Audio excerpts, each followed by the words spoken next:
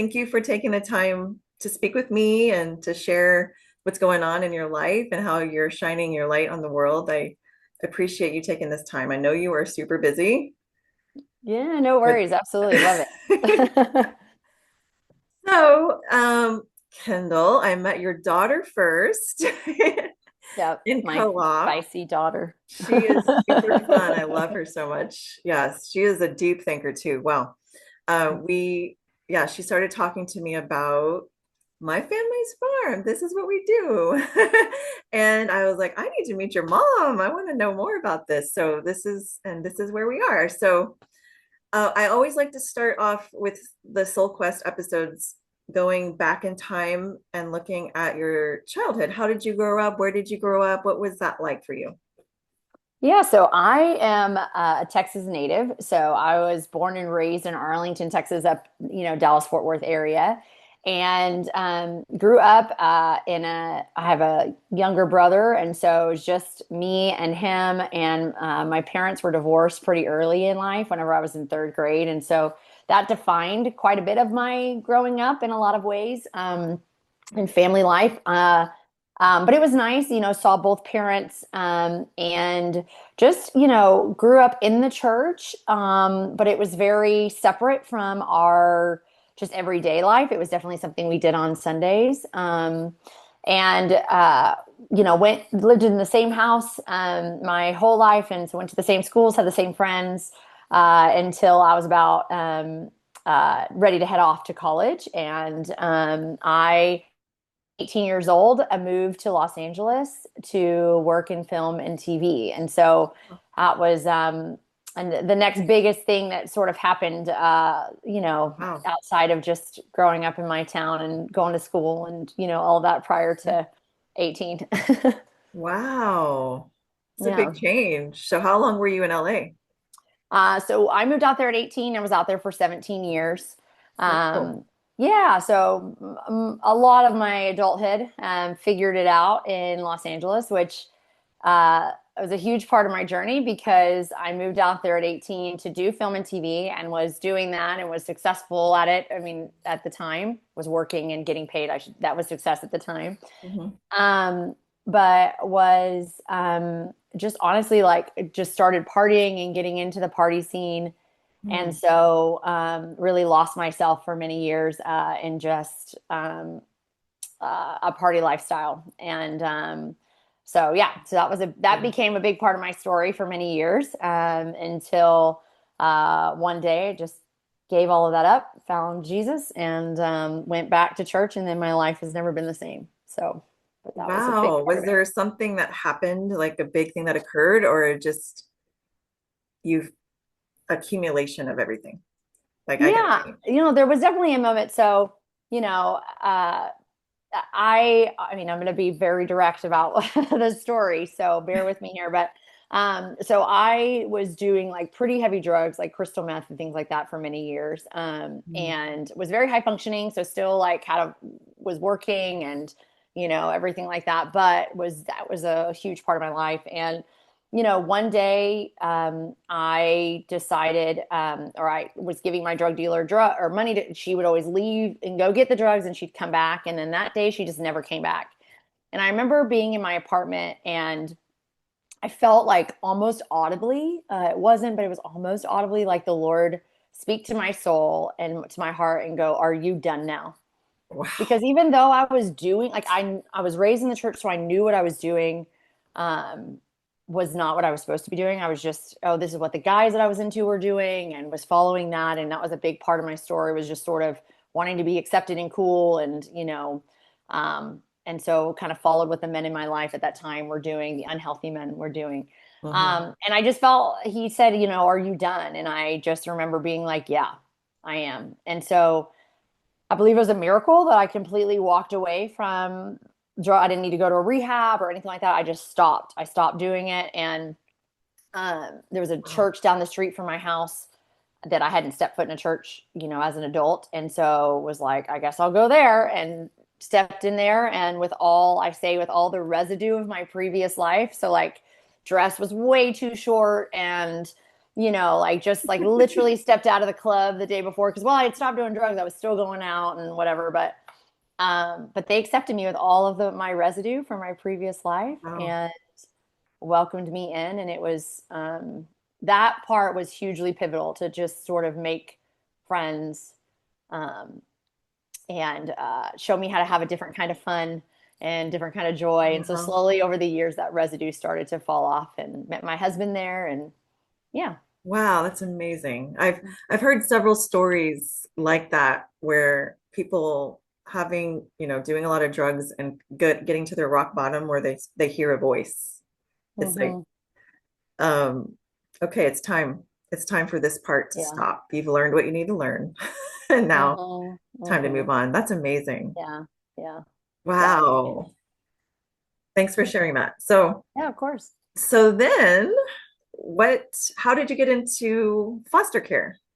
Yeah, so as I mentioned, I met my husband at church in Los Angeles, and we started having children. And my first three biological children were actually born in Los Angeles. And when we started having kids, we just sort of quickly realized that we cannot raise them in LA. God had already done work in my own heart of when we first started having kids, asked me to step out of the industry. I was working really hard to be running a studio one day and all of that and was on that path. But he called me out of working, which was a huge shock to me of like, I had to go on a whole journey of redefining what success was. Right. And, so called me just to be mom. And so stepped out of that, started having kiddos. And then once we started having our own kids, like biological children, I remember going into their rooms in the middle of the night, answer their cries or console them or comfort them, and just being hit with the thought of so many kids around the world who people go in or don't ever go in or go in and do horrific things to them.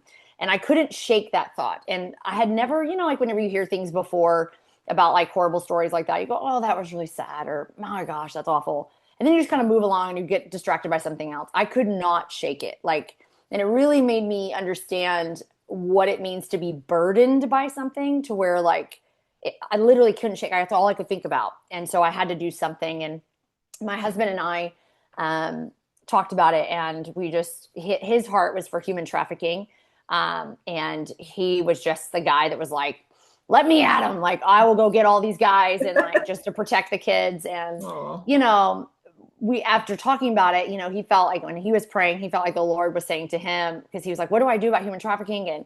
And he's like, "Take care of the kids. Like take care of my kids. Take care of these teens who go into." Who are trafficked because they are just sitting ducks because they want belonging. They're looking for love and belonging in all the wrong places. And so it's often not, kids getting blindfolded and snatched. It's usually just them meeting a need, these traffickers meeting a need. And so when we understood that, that's what got our hearts to step into foster care and just started welcoming um, teens and youth into our home. And then saw this push and pull between the youth of they wanted family and they had a heart for that, but they also at 18 wanted to be on their own. And even myself, who came from a decently solid biological family, at 18, I wanted to live on my own, and so I got this, especially for foster kiddos who've been bouncing around like they want their own place, but they don't have the life skills that they need. They don't have the support that they need to live on their own. And so um, that's kind of where as we were walking with these youth over the years through care and those who were aging out of care, God started to put on our hearts, okay, what if we can make like this in between area of,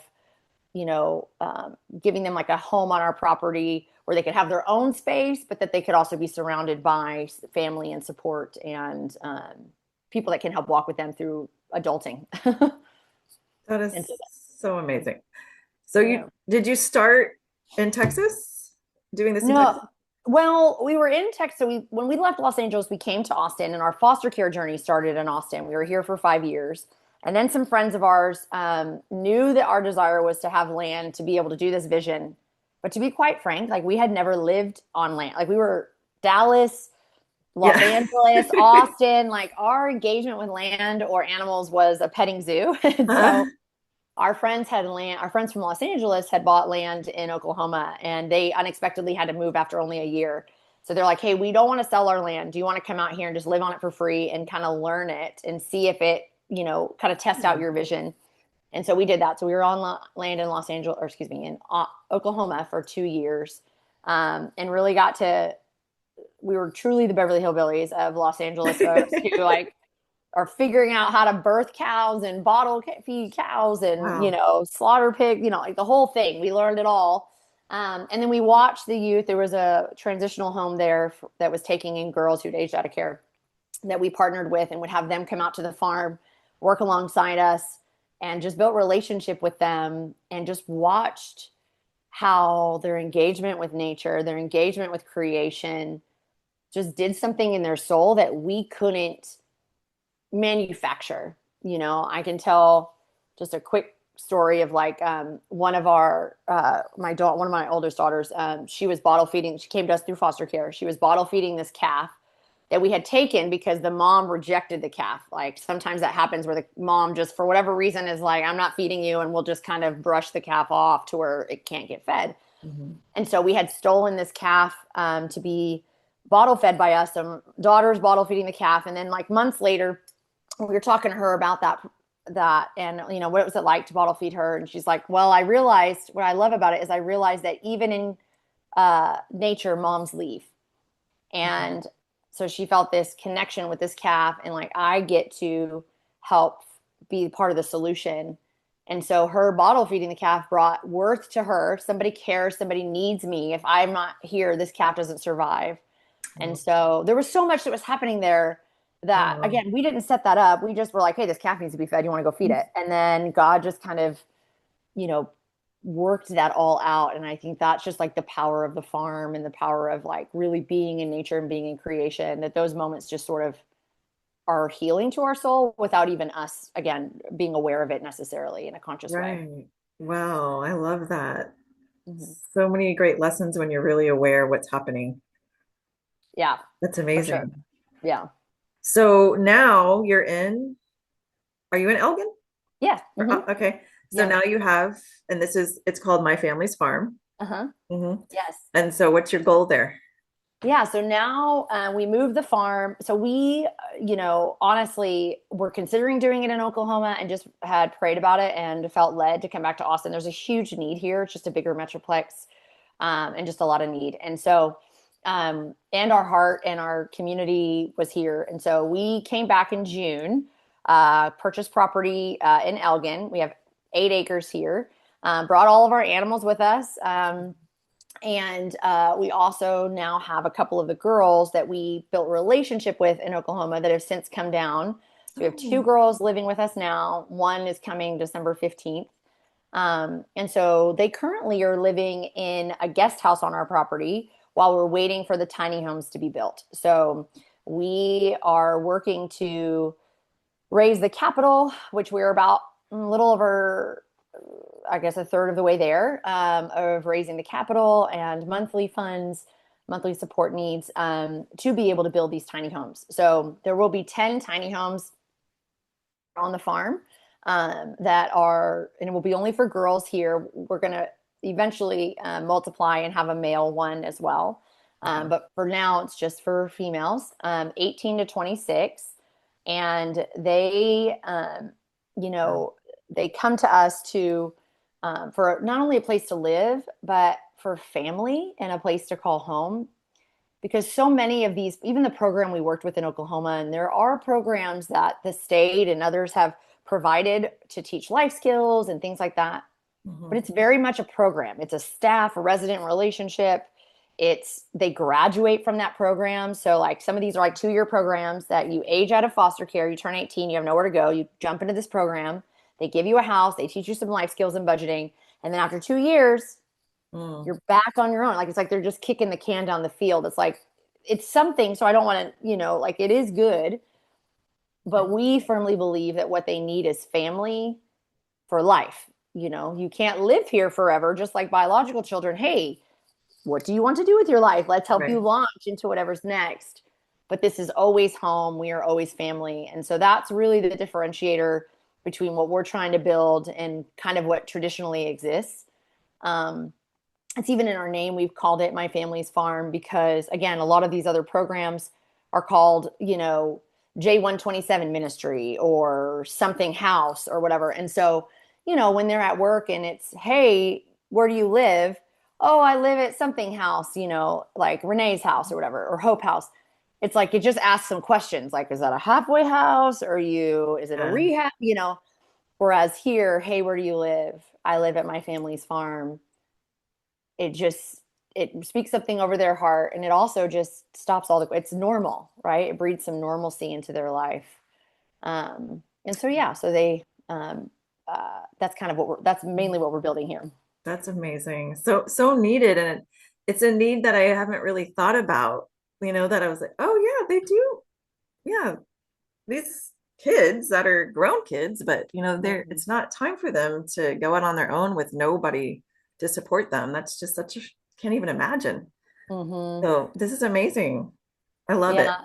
We're just trying to get upstream. Like we firmly believe that, all social problems are downstream from the breakdown of family. And so, most all the homeless, in general, but even like here in Austin, over 50% of them have had experience in the child welfare system Mhm. because homelessness is like the catastrophic loss of family. It's like when you have like if I think about my own life and for me to become homeless, I mean, it would be like so many rings down the road of my family or friends or Right. community or somebody before I got to that, and but if you have none of that and these kids don't have any of that, Yeah. then it's not even their fault. It's just they don't have that safety net that all of us have when life happens or we fall on hard times or we make a bad decision. I know as a kid, especially in my drug days, I had to move home for a year because I was not making good decisions with my life. Mhm.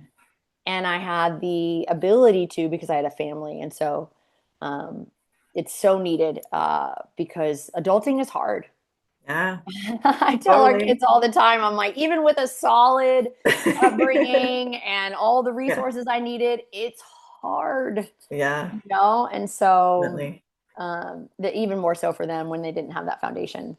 Yeah. And especially in your early 20s to even late 20s. I remember in my late 20s just having a breakdown and crying and being like, I don't want to be an adult right now. I just don't want to be an adult. So having, and I was doing crying, to my support. Like, I don't want to be an adult. Hmm.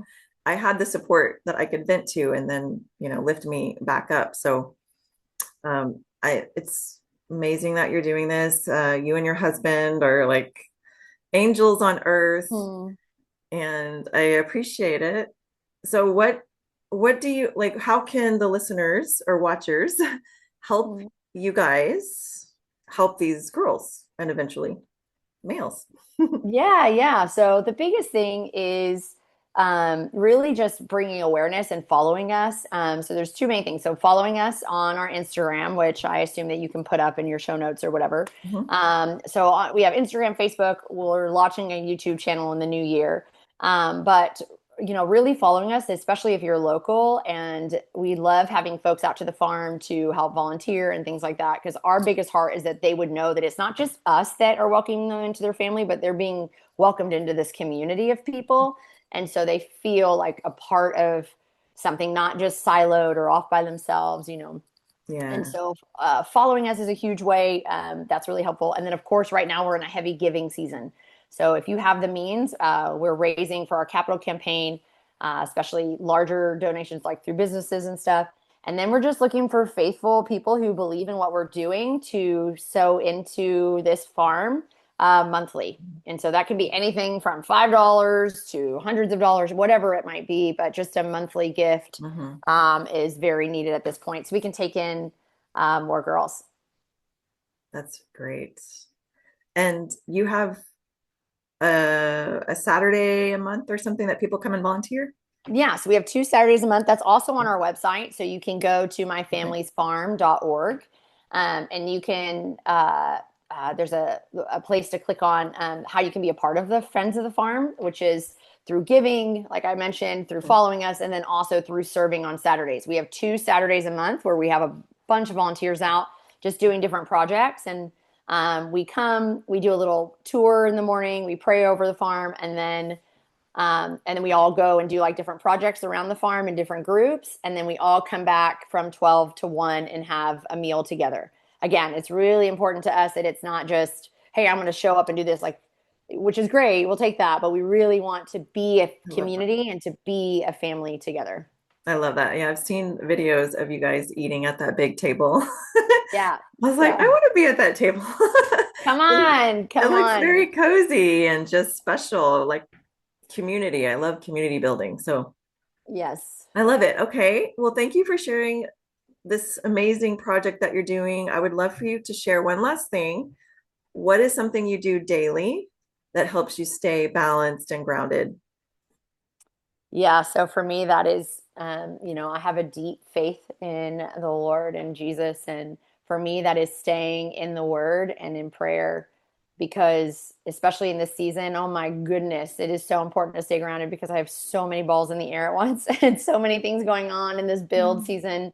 And so, it can be overwhelming. There's a lot of just, as you can imagine, just ups and downs walking with the girls and stuff that they're going through and trying to help them carry those things. And so, Yeah, um, being grounded in the word and prayer brings my heart comfort and peace and encouragement that is beyond what I can do for myself.